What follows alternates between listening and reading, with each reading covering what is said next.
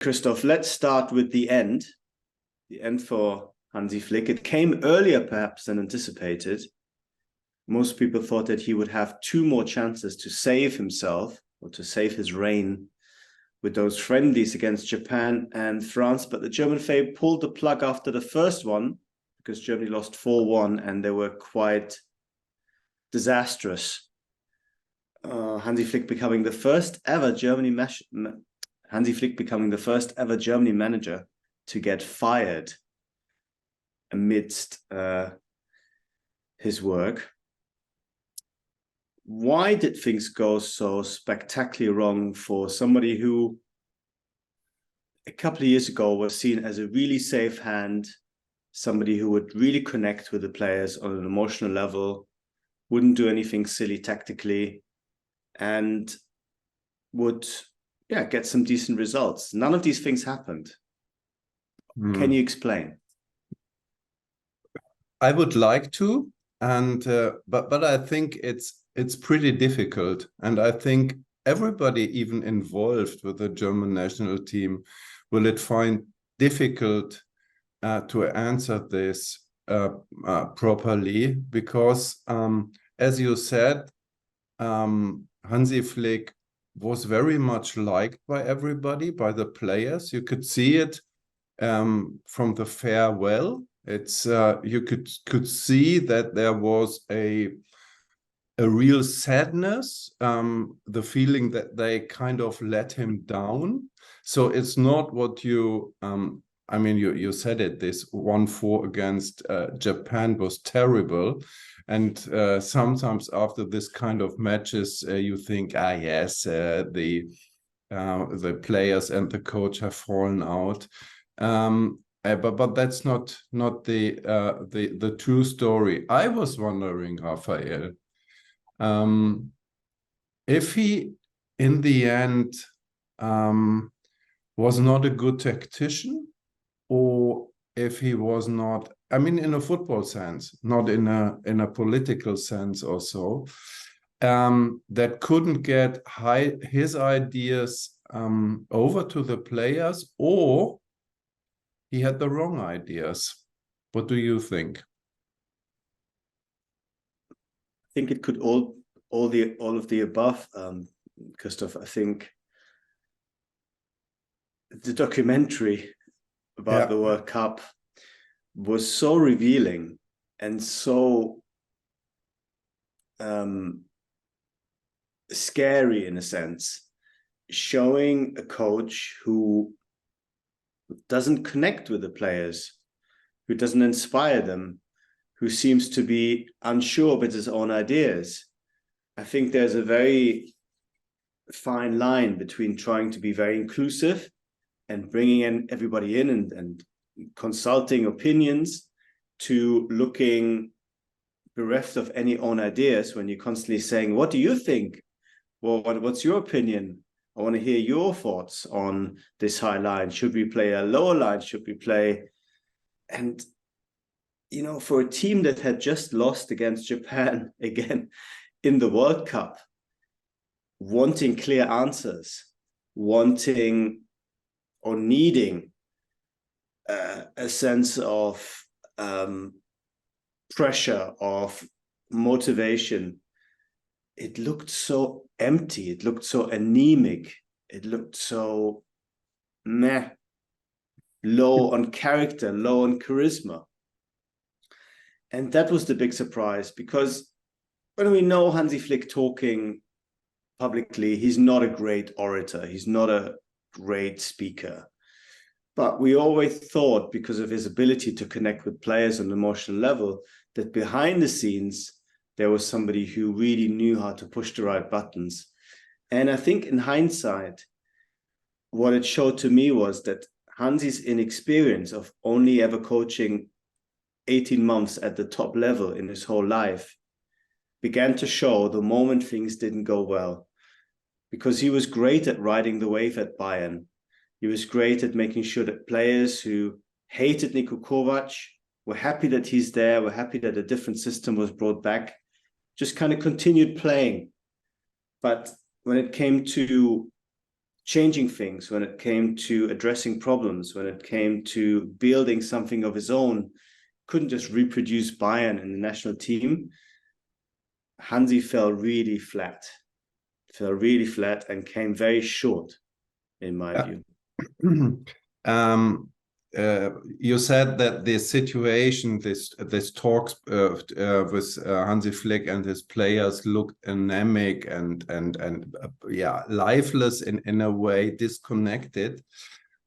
I mean, as I've already said, I had the chance to see a lot of team talks of Urs Fischer at Union Berlin in the season I was there. And also Urs is not the greatest orator. And he isn't, what you see outside, you also see inside. And I also remember a lot of situations when he was saying, "Was denkt ihr, Jungs? What are you thinking, guys?" And a group of 25 players is sitting there, hands before their chest crossed, and nobody's saying anything. But the big difference between Urs Fischer and Hansi Flick is not that Urs Fischer has the better animals for motivational talks, not the odd geese that Flick was using at the World Cup, but he gives everybody a clear plan what's going on the pitch. So and that's, I think, what players also on this level of football want to have. They don't want to discuss, are we playing higher up or lower? They want a coach to decide. Yes, probably they want to be consulted, talk about it, how do you feel, and good. And I think most of the coaches do that. They ask, how do you feel this formation? If we attack higher, if we overload this side or that side, that's constant process of a football team to discuss this kind of detail. But the general direction, that has to come from the coach or from the manager. And that, I think, was leading. And so the general feeling was this of ever-growing tinkering with the German national team, and I think by watching the team, you had the feeling that players went onto the pitch and asking themselves, "How do I get a life out of here?" I mean, because everything was so messy. It was, and just finally, the other thing that came across, I thought, in the documentary, which probably has to go down as one of the most spectacular sort of own goals when it comes to representing yourself for the German FA, for Hansi Flick, and ultimately for the team, was kind of the lack of discipline. We saw Flick repeatedly saying, why are these players too late? But we didn't see anything happening. We kind of said, and again, 2 players are late. That's really annoying. And, we're at the World Cup. But there didn't seem to be any comeback for that. There didn't seem to be any real repercussions. And I think players, a little bit like kids with a teacher, they will push often as far as they can until the point of resistance. And it looked to me as if Flick was pushed very, very far without really showing much resistance at all. And that lack of discipline, lack of passion, lack of, ultimately togetherness, it's not all down to him, but he wasn't able to instill that. And I think for a national team and for a big competition, it's hard to play without that properly.